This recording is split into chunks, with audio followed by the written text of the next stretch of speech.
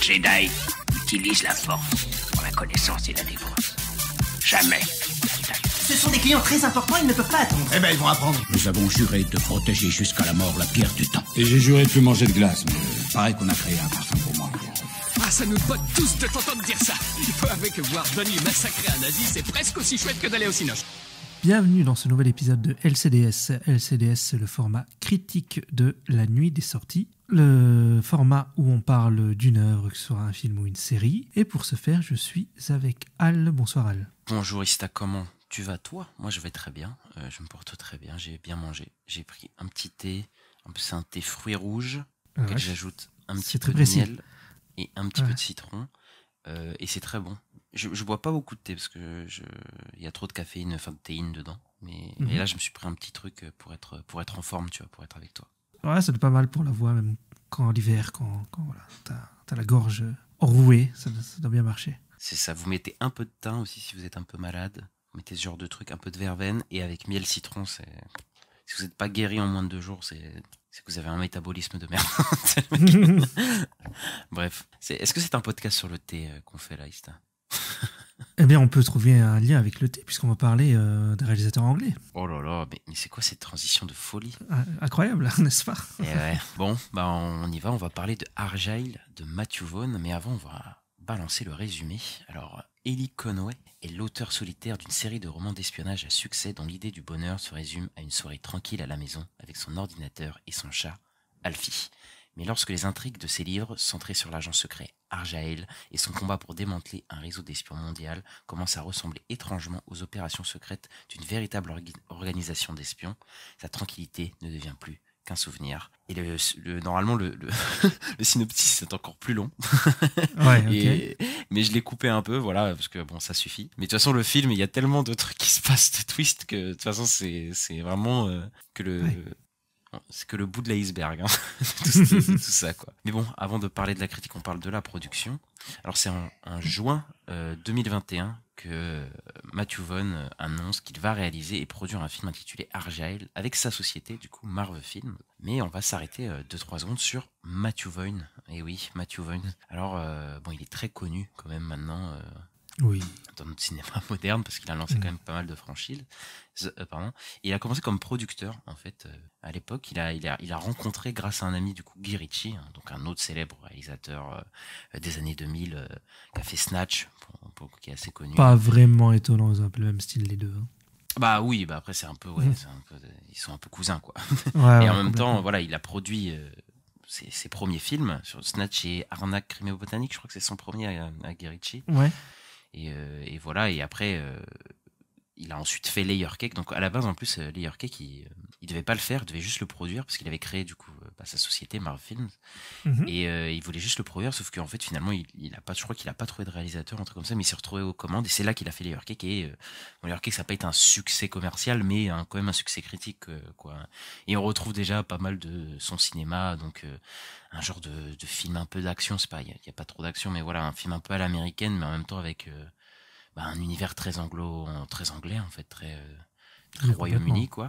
Et en plus, ça a fait découvrir un acteur, dont Daniel Craig, qui après a fait James Bond et tout, et voilà. Et d'ailleurs, c'est marrant qu'il ait fait James Bond juste après, parce que Matthew Vaughn va à la figure de James Bond, ça va un peu hanter un peu son cinéma aussi. Et c'est un réalisateur qui va se tourner ensuite vers la fantasy. Et je sais pas si tu savais, mais la 20th Century Fox, elle lui avait proposé de réaliser X-Men l'affrontement final à l'époque. Ah non, je savais pas du tout ça. Et il avait refusé parce qu'il devait faire Stardust, du coup. Ouais, ça je l'ai vu. Et t'en pensais quoi de ce film? J'ai jamais vu, moi. Moi j'avais trouvé ça sympa. Après ça fait très longtemps, mais ouais, je trouvais ça très sympa. Et c'est marrant de se dire, je connaissais pas à l'époque, mais c'est Charlie Cox le rôle principal. Ouais. Il y a Henry Cavill d'ailleurs dedans. Oui, il y a Henry Cavill aussi dedans. Ouais. Donc à l'époque, c'était pas très connu. Non. Mais de toute façon, je crois pas que ça a été un succès de fou Stardust au cinéma. Je sais plus, mais en tout cas, ce qui l'a fait vraiment connaître du grand public, je pense, c'est ce qui est arrivé après. C'est qu'il a amené des comic books qui sont pas forcément connus aussi sur le devant de la scène. Il a d'abord fait Kick-Ass. Donc Kick-Ass, je crois que c'est connu quand même dans le monde des comics. C'était quand même assez connu parce que Mark Millar, oui, il est assez connu. L'auteur Mark Millar est assez connu. Mais le projet Kick-Ass, il me semble que c'était un truc un peu fait en parallèle. En fait, le film est sorti très tôt Après le comics, hein, donc... oui, c'est vrai, je crois qu'il est sorti genre 2 ans après, 3 ans après le comics. Et bah, c'est ça qui l'a fait mettre au devant de la scène, parce que Kick-Ass, ça a été un succès de fou, hein. Moi, je me souviens à l'époque. Oui, bien sûr. Moi, j'étais parti le voir, j'étais tombé sous le charme du film, j'en parlerai pour dire ce que j'en pense de son ciné. Et bah après la Fox va le rappeler, va dire allô, bah en fait t'es quand même un mec plutôt bien, est-ce que tu voudrais faire le préquel reboot / de X-Men? Et bah là il récidive, gros succès, un des X-Men les plus aimés, je pense, de la franchise, hein, et pour le coup moi je trouve très bon. Et il devait faire la suite de Kick-Ass et la suite de X-Men First Class, mais il a voulu se tourner pour faire sa propre franchise, du coup, Kingsman. Et alors là, c'est, je pense, la plus grosse réussite critique et commerciale. Mais c'est un comics, Kingsman, c'est pas ça. C'est un comics de Mark Millar. Oui, de Mark Millar, oui. Mais qui n'a rien à voir. Mais, enfin, je veux dire, il a lancé sa franchise, c'est-à-dire, c'est un peu son bébé, quoi, au cinéma. Oui, complètement. Kingsman, pour le coup, puisqu'il en a fait 3, alors qu'il refusait de faire des suites, et là, il en a fait 3 de suite. Et en plus, je me suis renseigné, je crois que le comics n'a pas trop à voir du tout avec, rien à voir. Avec ce qu'il a fait. Et c'est marrant parce qu'en parallèle, sa société de production, elle a continué de collaborer avec la Fox. Tu sais pour produire quel film? Marv avec la Fox. Mais c'est pas par Matthew Vaughn? Non, pas un film de Matthew Vaughn. C'est pas un film de Matthew Vaughn, mais sa société de production, elle a produit un film. Est-ce que tu sais c'est lequel? Non, je sais pas. Un comic book movie. C'est Days of Future Past? Non. Ah, je sais pas. Les 4 Fantastiques sortis en 2015. Et aïe. J'adore parce que d'un côté, t'avais Kingsman qui pétait tout et de l'autre côté, t'avais les 4 Fantastiques et c'était pas fou. Et bah, il nous revient ici avec un film encore d'espionnage. En fait, Matthew Vaughn, il a un peu un style qui est assez reconnaissable, je trouve. Donc, c'est des actionneurs hyper décomplexés, avec énormément de second degré. C'est des pastiches. Hein. Complètement. De films d'espionnage ou même de films de super-héros, hein, faut le dire. Oui. Mais je trouve il tombe jamais dans vraiment la parodie, je trouve. En tout cas, il arrive toujours à avoir des enjeux sérieux, je trouve, dans ses films, surtout dans Kingsman, où c'est vraiment un pastiche, vraiment au second degré, mais en même temps, il y a des enjeux, il y a des personnages. Et il y a, enfin, dans le premier en tout cas, il y a vraiment des enjeux et il y a vraiment de la fatalité pour les personnages. Mais malheureusement, Kingsman 2, je trouve que ça gâche. De la fatalité, oui. Ah là, ça gâche complètement ça. Mais moi, j'adore son côté hyper fun. Il a un style hyper marqué, hyper assumé, hyper artificiel aussi dans ses effets. Mais j'aime bien, moi aussi. Hyper grossier, mais complètement assumé dans son second degré. Donc, je trouve que c'est sympa. Et donc, je résumerai mon avis de Matthew Vaughn à c'est Guy Ritchie en moins miso. Voilà. Oui, c'est pas mal résumé. Et toi, qu'est-ce que tu penses du cinéma de Matthew? Moi j'adore, j'ai adoré Kick-Ass à sa sortie. X-Men First Class, c'est mon préféré, je pense, des X-Men. Parce que je trouvais que la relation qu'il avait fait entre Charles et Magneto était incroyable. Et puis Kingsman, moi j'avais adoré le premier quand je l'ai vu au cinéma. Moi, Matthew Vaughn, c'était un réalisateur que j'adorais. À partir de Kingsman 2, ça commençait à être un peu plus compliqué, j'avoue. Même si je l'ai pas détesté le film, mais je trouve qu'il a beaucoup de problèmes. Et après, j'ai pas vu The Kingsman et là, voilà. J'ai vu et là, il y a Arjal. Voilà. Mais c'est marrant parce que son style décomplexé et tout, il arrive super bien à le faire, mais en même temps, quand il fait X-Men First Class et qu'il est pas, il est beaucoup moins second degré et qu'il est vraiment, il fait vraiment un film de super-héros, il le fait vraiment bien, tu vois. Il est vraiment à fond dedans, tu vois. C'est ça que j'aime bien aussi. Au sérieux, tout, il y a pas de truc. Et donc aujourd'hui, il nous sort Argyle cette semaine. Et est-ce que tu peux nous parler un peu plus de comment le projet est arrivé, Ista?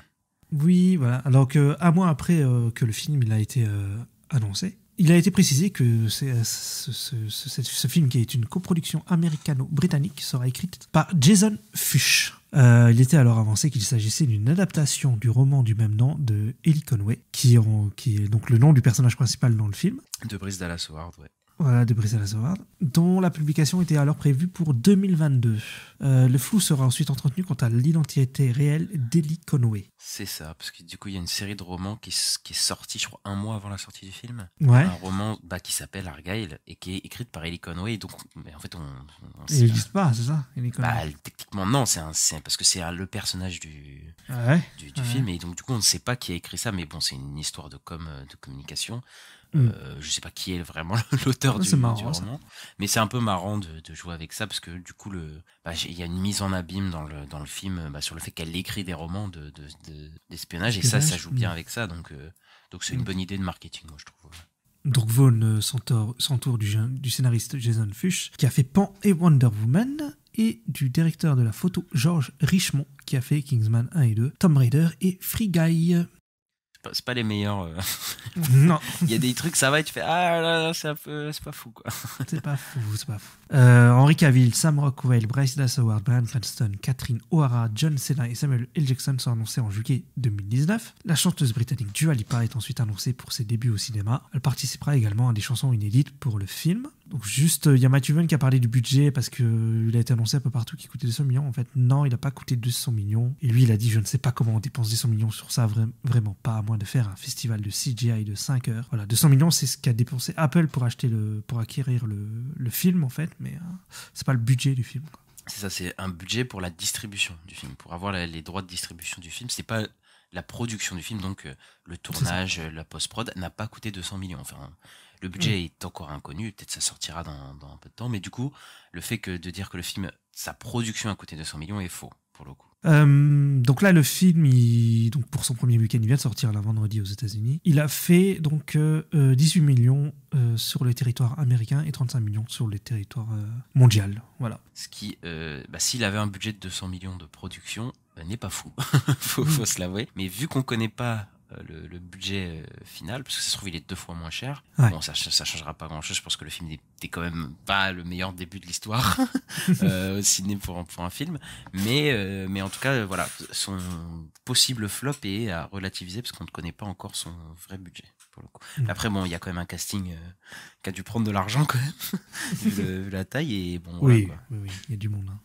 Je connais tous les acteurs là, que j'ai cités tout à l'heure, donc oui. Ah oui, c'est malade le casting. Enfin, après, est-ce qu'il n'a pas marché parce que c'est la super espion fatigue, on ne sait pas. Super espion fatigue. Après, le film a été beaucoup marketé aux États-Unis. En France, moi j'ai l'impression que beaucoup moins, pour le coup. Oui, en France, non. Mais effectivement, je sais pas si ce genre de film peut attirer encore ses spectateurs parce que ouais, c'est 10 ça ans fait après film de Kingsman, plateforme un quoi. peu, moi je trouve. Ouais. Je vois ce que tu veux dire, mais en tout cas pour moi non, parce que j'en parlerai dans la critique, mais okay. Je vois ce que tu veux dire. En tout cas, on a l'impression que c'est un film de plateforme pour le coup quand tu vois le truc. Mais effectivement, peut-être qu'il y a une fatigue, enfin pas une fatigue, mais peut-être que le public visé il y a 10 ans par les Kingsman ou les trucs comme ça, c'est peut-être plus le même aussi. Bah c'est ça, hein. Je pense que c'est ça. On a grandi aussi. On a grandi. On va passer à la critique. Ouais. Et bah avant de passer à la critique, on lance la bande-annonce. Il est temps que je vous dévoile qui est vraiment l'agent Argyle. Oh mais non. Oh mais non. Oh mais non.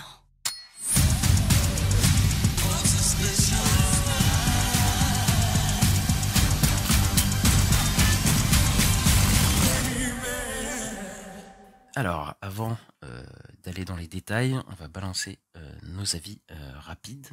Alors, je vais commencer. Alors, moi, je suis fan de Matthew Vaughn. Voilà, je l'annonce avant d'avancer mon avis. Je suis fan de son cinéma fun, complètement décomplexé, assumé, qui n'est plus trop le cas aujourd'hui, je trouve, d'assumer complètement le côté complètement loufoque.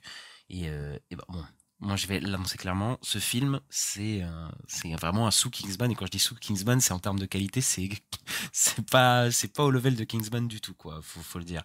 C'est un genre c'est toujours un genre de pastiche, même si bon, c'est plus une parodie qu'un pastiche pour moi. Et voilà, ça tourne un peu à la parodie de James Bond des années 70-80, surtout dans les séquences avec Henry Cavill, quand il écrit le roman. Enfin, ça fait vraiment, on est vraiment dans ce truc-là. Je trouve que le film est bon dans certaines séquences, surtout la fin. J'adore la fin du film, je reparlerai après. Mais effectivement, il y a un gros problème de rythme et surtout de manière dont l'intrigue est lancée, en fait, parce qu'il y a un gros trou dans le film au milieu où j'ai l'impression qu'il y a 2 films en un, en fait, et qu'ils se parasitent un petit peu.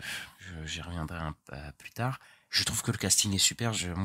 Il y a certains personnages que j'aime beaucoup. Enfin, j'abuse, mais j'aime bien, en tout cas, qui me font rester dans le film. Et il y a des scènes d'action que je trouve plutôt pas mal, même si, là encore, dans les scènes d'action, il y a certaines limites, surtout vraiment vers le milieu du film. Maintenant, je trouve pas que c'est nul. Et parce que je trouve que le côté vraiment assumé qu'il a, surtout dans la deuxième partie du film, le rend vraiment plaisant pour le coup, mais faut pas se mentir, il a un côté un peu indigeste, que ce soit dans son écriture ou dans ses visuels, pour le coup.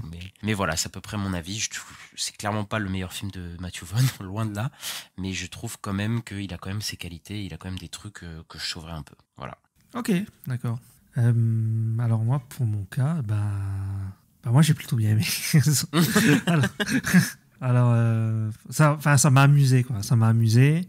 Moi, j'ai pas trouvé qu'il y avait de problème de rythme. Moi, j'étais dedans tout le long. Après, je trouve pas que le film il est incroyable non plus. Je trouve pas que ce sera le film de l'année ou quoi. Mais moi, j'ai passé un bon moment.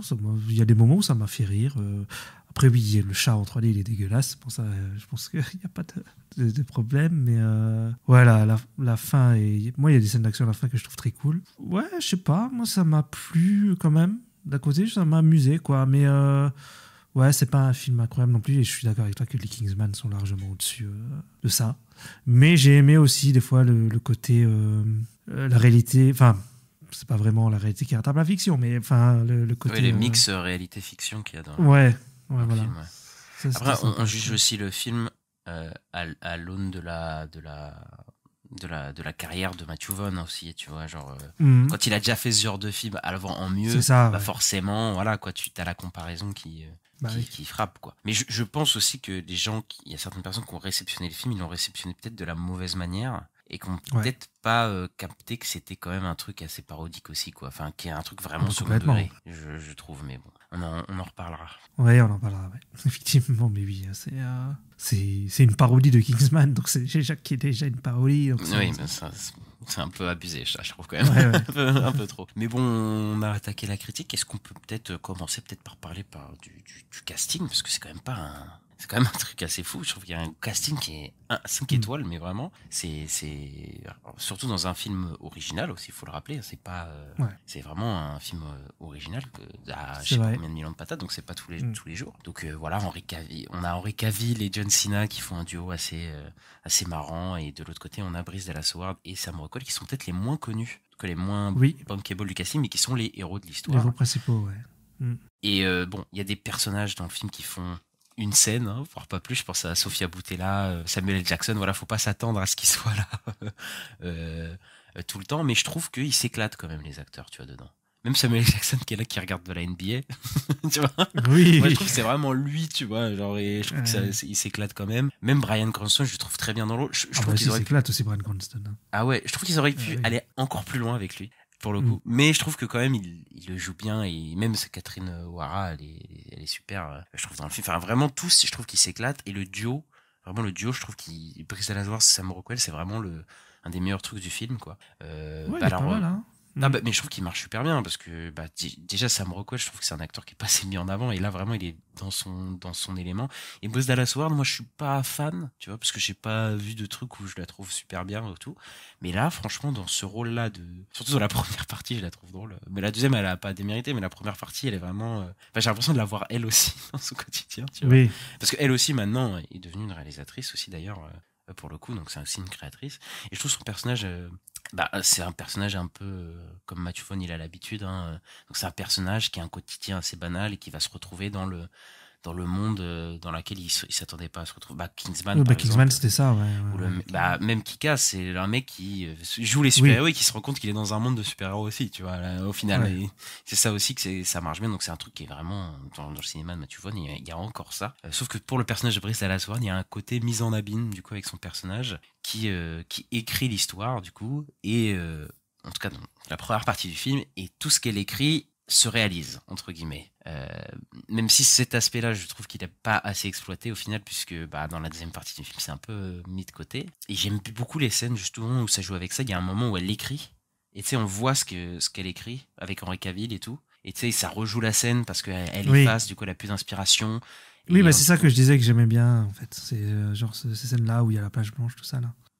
Ah oui, mais je pense que c'est les meilleures scènes du film, à ce niveau-là. Mais est-ce qu'il n'y a pas un côté mise en abîme aussi avec Matthew Vaughn qui est un créatif aussi, et qui se retrouve peut-être, qui voit les producteurs, je pense à certains personnages du film, qui voient peut-être ces personnages comme des gens qui vont forcer des créatifs à écrire, à faire des choses, tu vois.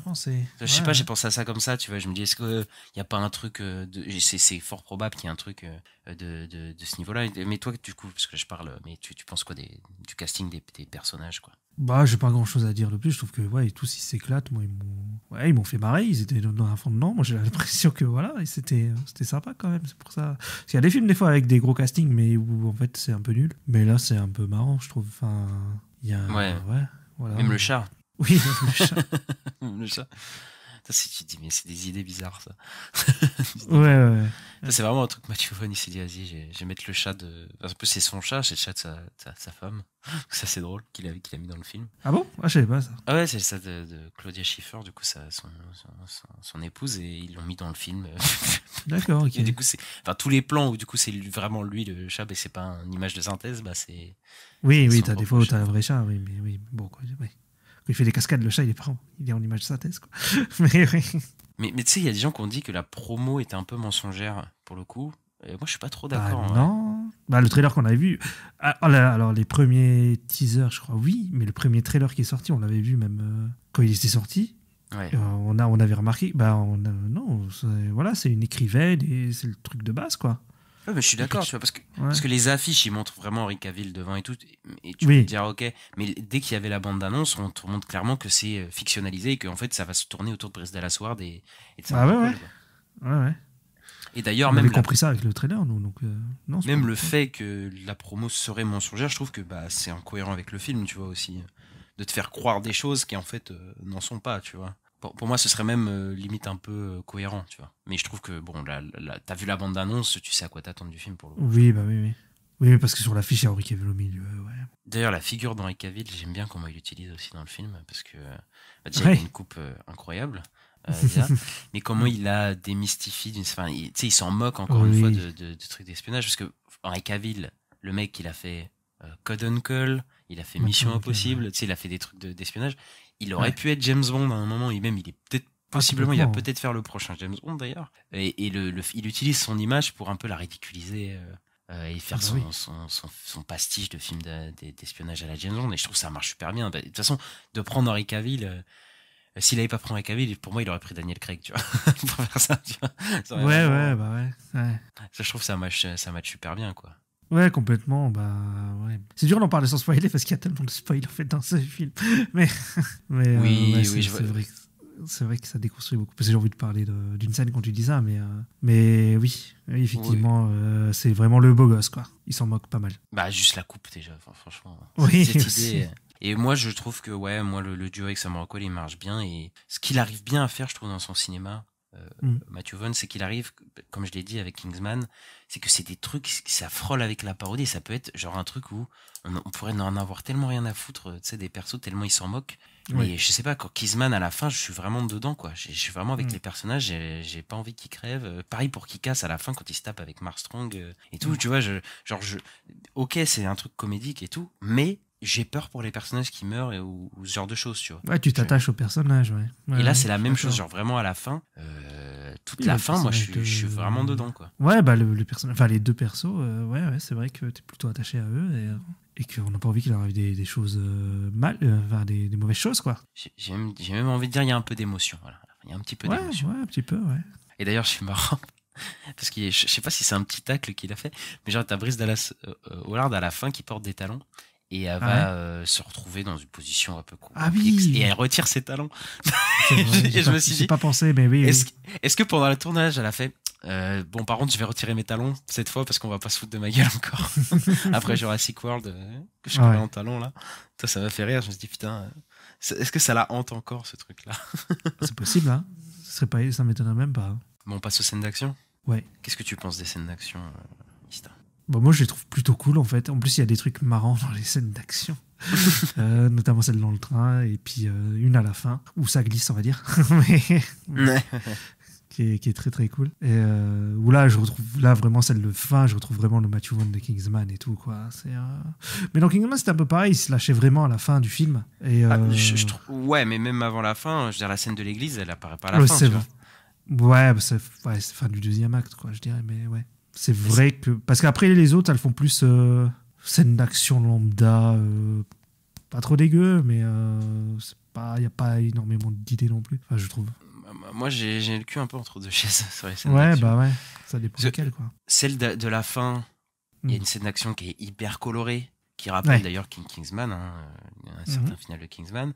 C'est là vraiment qu'il se lâche et même on dit une scène de baston de danse même, je peux le dire, qui est assez hyper innovante, et voilà, et là quand il pousse les potards à fond, je trouve que c'est bien. Et la scène patinage ou ce genre de choses. Ça, c'est vraiment des idées de Matthew. Ah oui, ça c'est du Matthew, il n'y a que lui qui peut faire ça. Hein. Et avant, je le trouve en retenue, et surtout, il utilise des effets visuels qui marchent pas trop. Parce qu'il y a il utilise la caméra subjective à plein de moments où on est à la place du personnage de Bryce Dallas Howard qui regarde le personnage de Sam Rockwell en train de se bastonner, tu vois. Oui. Et il y a un genre de montage entre fiction et réalité. Bon, je vais le dire parce que c'est pas vraiment un spoil, c'est vraiment au début. En gros, elle confond ce qui est réel et ce qui est dans ses bouquins. Tu vois. Donc, des fois, les personnages de Sam Rockwell qui se bastonnent et elle cligne des yeux et elle voit Henry Cavill, donc le personnage de son bouquin, Argyle, qui se tabasse, tu vois, à la place de Sam Rockwell. Et en fait, je trouve qu'au bout d'un moment, j'en peux plus de voir cet effet, quoi. Au bout d'un moment, c'est tellement redondant que tu te dis, mais c'est bon, quoi. Et surtout, je trouve que ça limite les scènes d'action qui sont habituellement complètement folles à un truc beaucoup moins fou, en fait, dans sa mise en scène, puisqu'on est du côté de Bryce Dallas Howard, et du coup, bah, lui qui a une caméra hyper en mouvement, là, on est beaucoup plus limité, je trouve. Ah oui, c'est pas faux, ouais. Sur ce moment-là, ouais. Après, les combats, je trouve qu'ils sont meilleurs que la moyenne des blockbusters hollywoodiens. Voilà, on sent quand même les coups. Il y a vraiment, depuis Kingsman, on retrouve un peu certaines de ces gimmicks. Les chorégraphies aussi sont super, d'ailleurs aussi. C'est super bien fait, c'est assez généreux. Mais il y a vraiment cette limite-là. Et aussi, et là, vraiment, pour moi, il y a vraiment un problème, c'est le PG-13 dans le film, quoi. Je le sens de fou, quoi. Ça m'a pas choqué, mais... Ça t'a pas choqué ? Non. Je sais pas, moi, tu vois, j'ai l'habitude de le voir, que ce soit dans Kick-Ass ou dans les Kingsman, que quand il y a des mecs qui se prennent des patates et tout, genre les mecs qui se font défoncer la tête, enfin, Kingsman, c'est ultra, la scène de l'église, elle est tellement violente. Oui, elle est violente. Et je sens que du coup, il peut pas se lâcher, en fait. Je sais pas, je sens qu'il est en retenue, tu vois. C'est pour ça que j'ai une petite limite avec ça, quoi. Ça me freine, quoi, pendant tout le film. Et d'ailleurs, je me suis posé la question, il n'y a pas tant de scènes de baston que ça, en fait, au final, dans le film, hein. Bah là, quand tu me dis j'en ai 3 en tête. Bah moi aussi. Et voilà.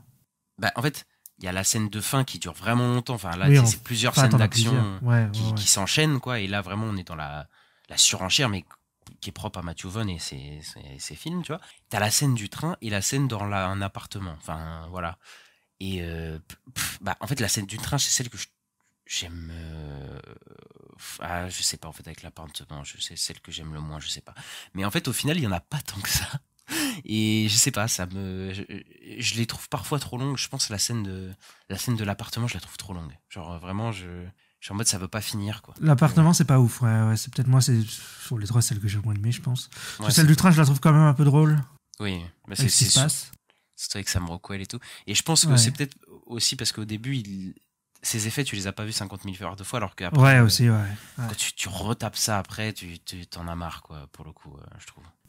Mais les autres aspects visuels du film, tu les trouves comment du coup, les effets spéciaux, les fonds verts, tout ça. Bah, ça m'a pas choqué plus que ça, mais à part le chat, quoi. Mais sinon, pour moi, ça passe. Après, j'ai peut-être pas fait attention. En tout cas, ça m'a pas autant choqué qu'un Expendables 4, quoi. Donc, je sais pas. C'était vraiment dégueulasse ou... Mais en fait, moi, j'ai une explication à ça. Les fonds verts, objectivement, il y en a qui sont pas très beaux, faut dire la vérité. Ouais. Et même le chat, voilà, et des fois il y a des moments tu vois que c'est un peu mais en fait, je pense que l'aspect comédie loufoque du film et de toute façon même l'artificialité de son cinéma fait que en fait ça passe, quoi. Comme tout est assumé, que le truc est un peu mieux géré. Et de toute façon, même techniquement, c'est quand même mieux géré, je trouve, les bastons et les trucs comme ça que des films qui n'ont pas d'idées. En fait, comme il a des idées, le fait que effectivement les effets spéciaux sont un peu moches, bah, ça vaut mieux que un mec qui a pas d'idée et qui a des effets spéciaux pas moches, comme on peut voir dans certains films d'action, quoi. Donc comme Expendables par exemple, où là il y a pas d'idée et c'est moche, et là tu fais non, c'est pas possible. Donc là, même quand c'est en fait, tu vois tous les défauts parce que tu te dis mais le mec il a quand même des vraies idées de mise en scène, donc je trouve ça passe, quoi. Et on retrouve d'ailleurs tous ces arts qu'il a, quoi, des plans de caméra impossibles dans le film, les ralentis abusifs, les flashbacks.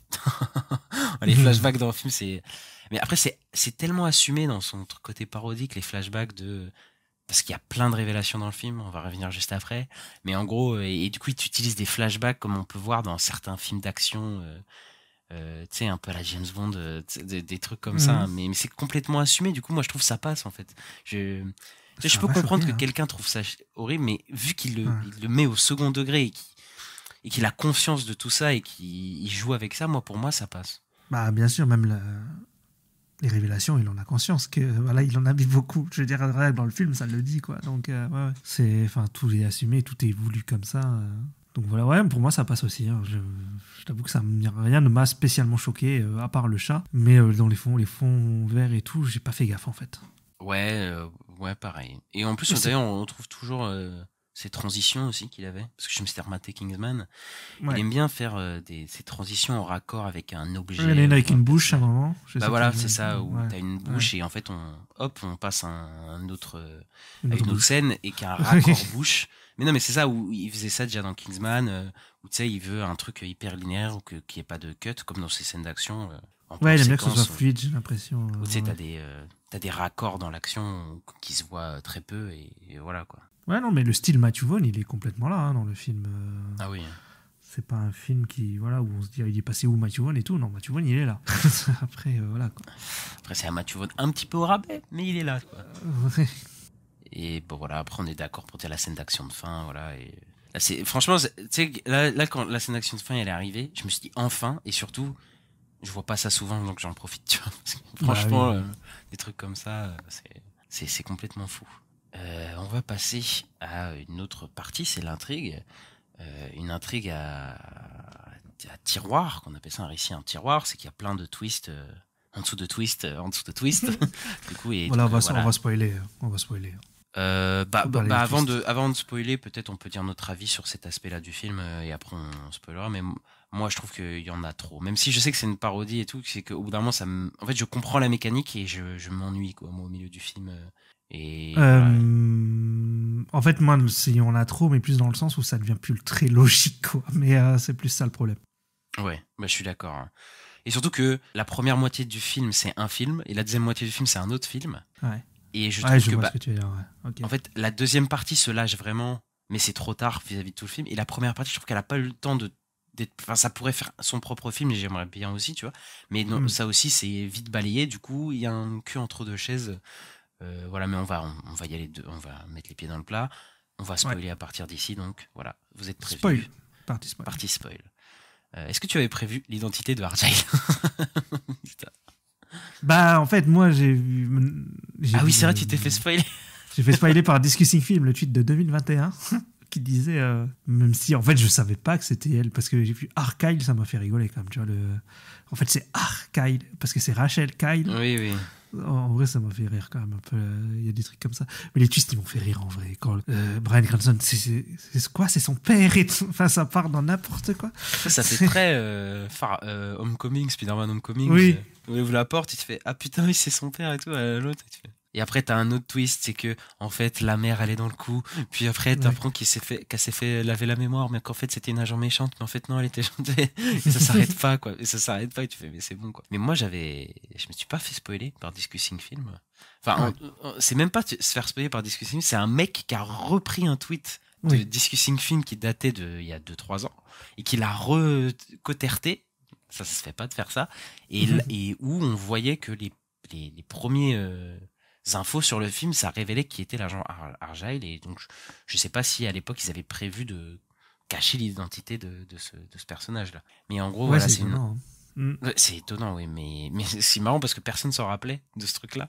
Il y a un mec qui a déterré ça, je trouve ça assez fou. Mais voilà, c'est un intrigue qui est bourré de retournements de situation à outrance. Donc voilà, et comme j'ai dit, ça cache un peu l'idée de base du film, parce que moi je voulais bien voir l'idée que Bryce Dallas Howard, elle a ce don de prédire un peu l'avenir, tu vois. Tu sais, je me suis dit, il va peut-être jouer avec ça. Oui, mais non, mais en fait, c'est pas ça. Non, en fait. Bah non, c'est des souvenirs, en fait.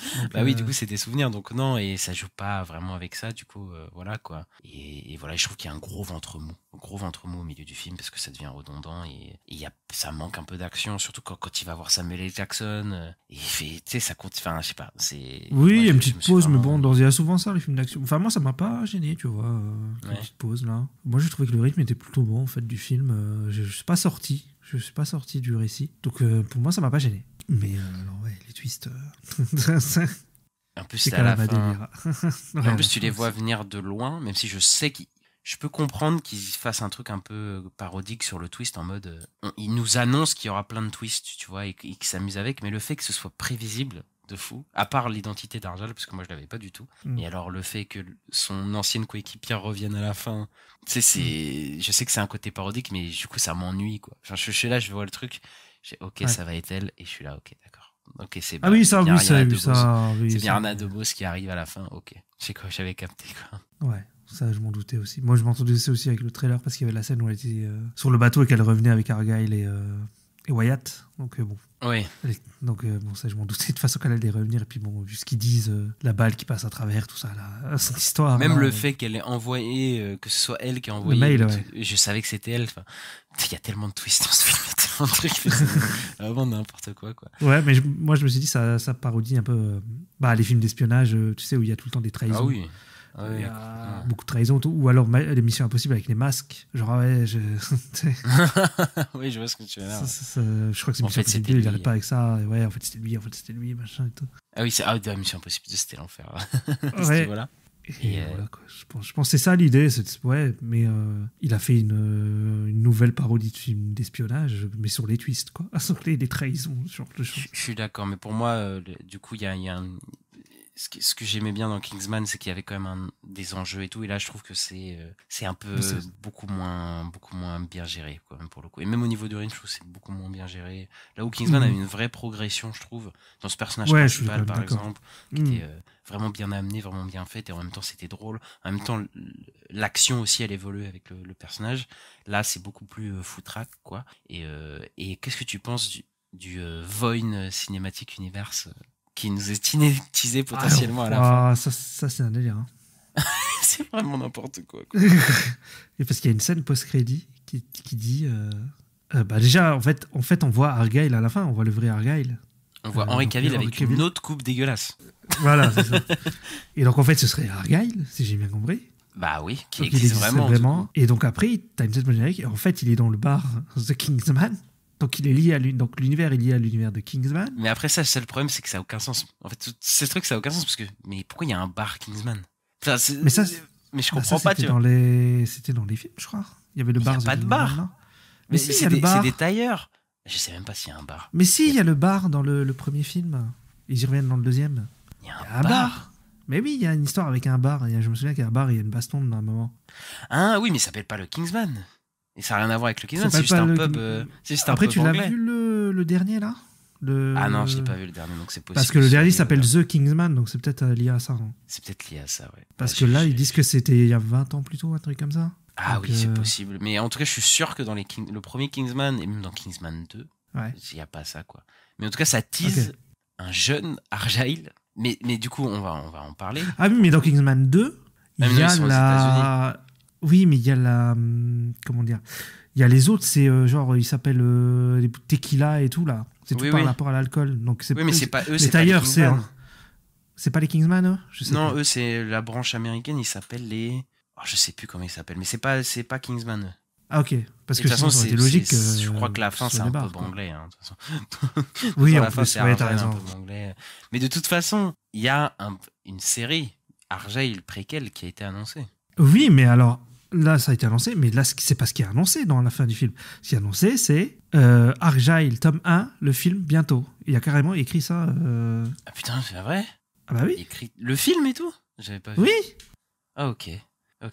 Mais en gros, bah du coup, ça sera pas une série, mais en tout cas, il y a un préquel Argyle qui est annoncé avec l'acteur qui s'appelle Louis Patridge. Qui est l'acteur qu'on voit à la fin. Et donc, du coup, il compterait faire un préquel, mais du coup, qui raconterait l'histoire du roman, en fait. Oui, c'est ça, c'est ce que j'avais compris. Ouais, c'est ce que j'avais cru comprendre. Parce que là, on commence le film, je crois que le tome 4 est sorti. Elle est en train d'écrire le tome 5. C'est ça. Et elle parle du tome 6 aussi. Mais oui. Et en gros, c'est sur l'adaptation du. Ouais. Ce sera le tome 1 de Argyle. Ouais, ok. Mais du coup, du coup, ça n'a aucun sens parce que si c'est elle raconte ses propres aventures, ça peut pas être les aventures de Henry Cavill. Ça n'a aucun sens. La fin, c'est complètement nawak, quoi. Ouais, c'est vrai que c'est bizarre. Hein. Et même si Henry Cavill il est là, pourquoi elle a ses aventures et pourquoi elle pense à lui? Il y a trop de questions bizarres. Mais donc du coup, voilà, il voudrait faire un univers avec Argyle et donc du coup potentiellement faire un univers partagé avec Kingsman, vu que ça, le clin d'œil entre guillemets de Kingsman qui est mis à la fin, donc tout dans la scène post-générique. Ouais. Et donc, et d'ailleurs, ce qu'il avait annoncé, c'est qu'il compterait faire une 3e franchise, donc dont le nom n'est pas révélé. Et donc, du coup, ils voudraient faire une franchise Argyle, continuer la franchise Kingsman avec 2 autres volets, donc la suite de Kingsman 2 et la suite du 2 Kingsman, en plus d'un troisième franchise qui amènera un crossover de tout ça. Et à côté, il fait Kick-Ass et il fait une trilogie avec d'autres films. D'accord, oui. Et d'un côté, il fait Kick-Ass. Matthew Vaughn va falloir dormir quand même, parce que là, c'est quand même assez compliqué, quoi. C'est compliqué. Hein. Après, s'il veut faire un univers... Lui, c'est un mec de comics, hein, un peu. Donc, qui veulent faire un univers partagé, pourquoi pas. Mais alors, il peut pas être tout seul à la réalisation, quoi. Non, je pense pas qu'il parle les Kick-Ass, je pense pas du tout qu'il les fera tous. Hein. Ouais. Et je crois même qu'il avait dit qu'il les ferait pas forcément tous. Enfin bref. Mais de toute façon, il y en a Parce déjà que 2 qui sont tournés. et... Hein. De toute façon, tu sais, dans l'univers Kick-Ass, il avait dit qu'il y avait 2 trucs qui étaient déjà tournés. Il y avait un truc qui était en train d'être tourné. Il y a un truc qui est en train de tourner, un autre qui a déjà tourné qui s'appelle School Fight. L'autre, il a un nom de code donc on connaît pas, mais qui est en tournage en ce moment. Et ouais, après, il ferait le. De toute façon, faut pas oublier que c'est lui qui produit ses films avec sa boîte, donc potentiellement, il est producteur il fait ce qu'il veut. Tout ça et il fait un peu ce qu'il veut aussi. Hein. C'est il a de la après, liberté parce que pour faire ce qu'il veut, parce qu'il doit peut-être aller chercher des financements ailleurs aussi, mais en tout cas, il a de la marge, quoi. Ouais, bah après, il a pas fait les films. Bah, Kingsman, c'était chez la Fox à l'époque. Ouais. Là, Argyle, c'est Universal. Enfin, c'est Apple et Universal. Bah, en fait, alors c'est Apple qui détient. En fait, je crois qu'Universal distribue le film en salle. C'est ça, ouais. Seulement. Ouais, c'est ça. Mais voilà. Mais oui, quand Apple ils ont acheté le film, c'est lui-même qui l'avait produit et tout, donc voilà quoi. Mais enfin là, pour moi, c'est l'étard de tout le cinéma américain, c'est que ils sont obligés de faire des préquels, des univers partagés, d'un truc. Enfin, le mec il va faire si ça se concentrait que sur Kingsman, mais à côté il rajoute Argyle, il rajoute enfin c'est bizarre quoi. Mais déjà Kingsman a son propre univers partagé parce que déjà on a un truc de préquel de je sais pas combien d'années avant, oui. Voilà et qui veulent faire une suite en plus à la préquel. Hein. Oui, ça c'est complètement. Enfin là, on va se retrouver avec un nombre de films. C'est pas possible, quoi. J'en peux plus, quoi. Déjà, je suis fatigué. Ouais, surtout que c'est pas. C'est un peu toujours les mêmes films, en vrai. Je veux dire, les Kingsman. Bah, moi, déjà, je trouve. J'ai pas vu le dernier, mais le Kingsman 2, déjà, il avait ses limites, je trouve. Ouais. Donc ouais. Parce qu'encore, les trucs de super-héros et tout, bah, c'est des super-héros différents. Mais là, si c'est que des trucs d'espions, je sais pas, j'ai du mal à me dire. Et là, je suis en train de me dire aussi, les 200 millions d'Apple, j'avais du mal de me l'expliquer, mais est-ce qu'ils auraient pas acheté les droits de toute la franchise Argyle, tu vois, aussi? Bah, peut-être, ouais. Du coup, c'est pour ça qu'ils auraient dépensé 200 millions, c'est que tous les futurs films, du coup, ils les auraient pour leur catalogue, tu vois. Voilà, donc voilà. Non, mais c'est un délire. Moi, j'arrive pas, j'ai du mal à avoir une vision parce qu'il y a beaucoup trop de projets. Mais là, même là, non, on en parle, je pense que tout le monde est perplexe vis-à-vis de tout ça. Bah, ouais. Faudrait qu'il fasse une infographie comme Kevin Feige, là, et qu'on comprenne ce qui se passe. Non, mais le mec, il a quand même, je sais pas, genre, 8 projets en cours potentiellement. Il a d'ailleurs un autre projet en cours. Parce qu'il voudrait faire un film, donc réaliser un film, un musical écrit par Damien Chazelle. En plus. Qu'est-ce qui te dit pas que ce serait un musical qui serait lié à Kingsman? Non, Damien Chazelle n'aurait pas fait ça, je pense. Mais c'est complètement fou, toutes ces histoires avec Matthew Vaughn. Je sais pas du tout où ils nous emmènent, mais. Je sais pas. Mais à côté, ça me rend curieux aussi. Je me dis, mais qu'est-ce qu'ils font, quoi? En fait, ça me rend vite fait curieux, mais en fait, j'ai peur que. On est en train d'assister à la chute d'un cinéaste, d'un réalisateur. Ouais. D'un mec qui était, je pense que moi, qui a bercé les années 2010 avec 3 films que j'adore vraiment, quoi, dans les années 2010. Kingsman en tête et vraiment qui casse. Moi, je trouve que c'est un des meilleurs films de super-héros, pour le coup. Et même X-Men First Class, j'aime beaucoup. Donc, et que là, on se retrouve avec une lente descente aux enfers pour ce mec-là, quoi. Donc je sais pas. Ça dépend si c'est lui qui réalise tout ou pas, quoi. Parce qu'après, la société de production qui veut le faire un univers partagé, pourquoi pas? C'est ça, ouais. Parce qu'après la chute de Guy Ritchie, qui lui n'est plus long que l'ombre de lui-même, je pense aussi, d'un autre côté. Est-ce que lui aussi va tomber? Je ne sais pas. Après, c'est peut-être un cinéma aussi qui parle plus trop aux gens. Bah, faudra voir, parce que c'est potentiellement son premier échec, et encore, même, on sait même pas combien il a coûté, encore une fois, donc c'est pas si on sait même pas, ça se trouve chez Marvel, ils trouvent que c'est bien. Et puis, mais même pas chez Marvel, mais chez Apple, encore une fois, Apple, je sais même pas s'ils cherchent la rentabilité sale, là, puisque au final, ils vont le sortir sur leur plateforme dans 1 mois et demi, le film, et qu'ils cherchent à alimenter aussi leur plateforme. Donc, il y a tout un truc de mystère autour de tout ça et qui mérite d'être étudié, je pense. Donc voilà. C'est assez compliqué. Hein. Ouais. C'est un bordel. C'est un énorme bordel. On va voir quand. Là, on verra quand sortira. Logiquement, le truc vraiment annoncé, c'est ce qui est annoncé en scène post-crédit, quoi. Parce que le préquel, l'Argyle, oui, potentiellement. Ouais. Kingsman 3, il a toujours pas commencé le tournage. Enfin, tu me diras, on disait il y avait School Fight, donc il y a des films qui vont sortir, réalisés par Matthew Vaughn, on sait même pas ce que c'est, mais on verra. Là, ça... Mais la scène du patinage, elle est quand même incroyable. Enfin, moi, je trouve qu'elle c'est vrai qu'on peut finir sur ça, ces scènes, toutes ces scènes-là. Moi, d'abord, la scène de danse, parce que là, on est dans un truc romantique assumé. Ouais, déjà, où vraiment on est dans leur point de vue, et de leur point de vue, c'est une genre de danse. Je pense pas qu'ils sont en train de danser, mais c'est un truc complètement assumé dans leur tête. Mais ils font un chœur à un moment et tout. Oui, il y a des chœurs, un truc avec des fumigènes, ils se bastos et tout. Et je trouve ça hyper rafraîchissant de voir ça, moi, hyper bien foutu, quoi. Il y avait un peu ce truc-là avec les têtes qui explosent dans Kingsman, ouais. Ouais, dans Kingsman, dans le premier Kingsman. Mais ouais, moi je trouve que même visuellement, il y a un truc là, et ça marche bien, quoi. C'est plutôt joli. Moi je trouve ça joli en fait. Je sais qu'il y en a qui trouvent peut-être ça artificiel ou trop. Après, c'est complètement kitsch, mais c'est assumé encore une fois. Donc, pour moi, je comprendrais pas cette critique de dire que là, pour le coup, cette scène-là, elle marche pas, quoi. Bah c'est ça, moi je trouve qu'elle marche super bien, moi, cette scène. Et même quand elle tue tous les mecs, qu'elle met les lames sur ses chaussures et qu'elle fait du patin à glace sur du pétrole. Et qu'elle les tue, elle fait des chorégraphies de malade et tout. Mais le montage de cette scène, tout est bien là, c'est ce truc-là. Et c'est vraiment des idées. Parce que ça a un peu allié l'idée de. Je sais pas si tu te souviens de Sofia Boutella dans Kingsman, qui avait des jambes en lame. Oui, c'était ça. Et donc il y a un peu cette idée-là, mais en même temps, elle fait du patinage, elle les dézingue tous et tout, et avec du pétro. Enfin, c'est vraiment des idées complètement loufoques, mais bien faites, parce que c'est vraiment, je trouve que techniquement il s'en sort toujours super bien. Et voilà, moi j'aurais voulu voir ça tout le film, malheureusement, mais... Oui, mais après, est-ce que ça fait le même effet si t'as ça dès le début du film? Est-ce que tu ne souffres pas trop? Je sais pas, tu vois. Non, je suis d'accord, mais en tout cas que des scènes qui sortent de l'ordinaire, ou en tout cas qui qu'on est au milieu du film, au moins, voilà, tu vois. Ouais. La scène du milieu de film, où il y a une baston dans l'appart, tu vois, j'aurais aimé une idée un peu loufoque comme ça aussi, tu vois, pas exactement la même, mais une idée loufoque qui est pas redondante avec le truc, la caméra subjective, bon voilà, quoi. Oui, sur la réalisation. Ouais. Après là, il y a un setup sur la crush là, twist crush. Comment ça?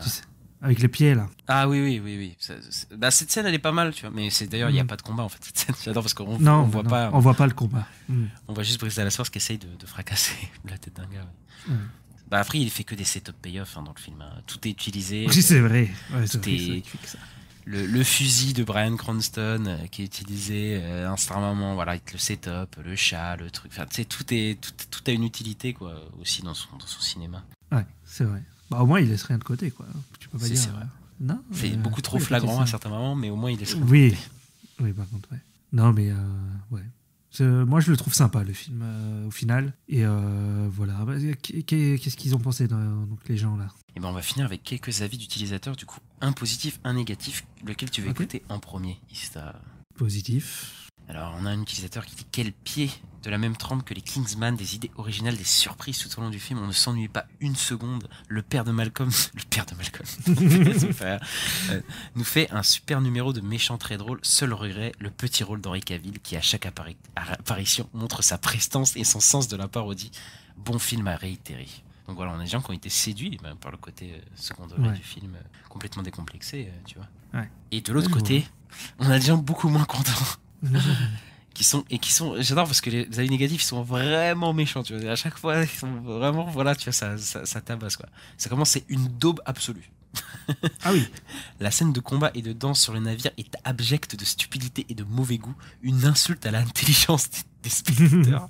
Sans la présence du chat Alfie, je ne serais pas resté jusqu'à la fin de ce navet épouvantable.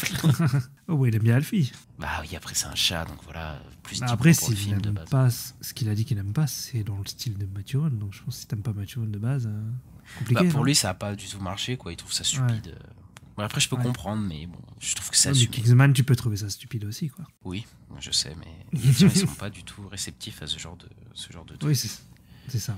Moi, je trouve ça marche un peu. Enfin, moi, je dis, faut pas confondre tes second degré comique, loufoque et stupide, tu vois, genre. Oui, c'est ça. Il y a un côté complètement décérébré, mais t'es pas obligé de mal le faire. Et moi, je trouve pas qu'il le fait mal, pour le coup. Non, moi non plus, je trouve pas qu'il le fait mal. Bon, après le script. C'est juste que le script c'est du n'importe quoi, mais sinon c'est pas mal fait. Pas tout n'est pas mal fait en tout cas. Voilà. Et bah voilà. On a fini pour la critique de la semaine. On va passer aux sorties de la semaine prochaine, Ista. Oui, donc il y a le nouveau film de Quentin Dupieux, Dali. Voilà, je le dis avec tous les A. Oui. Donc, qui a sorti Yannick l'été dernier, qui sort déjà un nouveau film sur Salvatore Dali. Bah, c'est tous les 6 mois de toute façon. Ouais, c'est un délire. Dupieux, Je sais pas maintenant. comment il fait, mais. Et ça va potentiellement être le film dans lequel on va parler, je pense, si c'est à toi qui es fan d'un certain Quentin Dupieux. Oui, c'est possible, oui, que j'en parle. Qu'on en parle la semaine prochaine, effectivement. Ensuite, on a un film qui s'appelle La Bête de Bertrand Bonello. Alors, Bertrand Bonello, c'est un cinéaste que je viens de voir un de ses films. Il s'appelle L'Apollonide. Je crois qu'il est bien dit. C'est un film sur une maison close. Et en fait, c'est un cinéma qui est hyper intéressant. Et là, il sort un nouveau film avec une actrice que tu adores, pour le coup. Je sais pas si tu la connais. Bah, je sais pas de qui tu parles. Léa Seydoux. Ah enfin, oui, je la connais, oui. Bon, je la déteste pas, mais c'est dans les James Bond, elle est pas ouf, quoi. Ah, j'ai pas vu James Bond. Moi, parce qu'elle passe derrière Eva Green, et Eva Green était la meilleure de tous, donc voilà. Et c'est un film de SF. Donc, parce que lui, il fait des drames souvent, enfin, je crois. Et là, il fait un film de SF thriller et tout avec Léa Seydoux. Ça m'intéresse. Je trouve que ça m'intéresse pas mal. Trailer m'avait rendu curieux, ouais, ça avait l'air un peu glauque.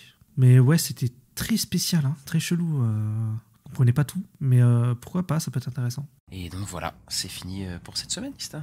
Ouais, effectivement, on a fait le tour, on a parlé de Argyle.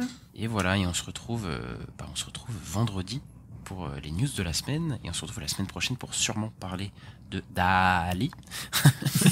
Et on vous invite à vous abonner selon votre plateforme, à lâcher un like, à mettre les 5 étoiles, à vous abonner à nos réseaux sociaux @la nuit des sorties, et on vous souhaite une bonne journée, une bonne semaine. Bonne soirée tout le monde, bonne semaine. Ciao. Ciao.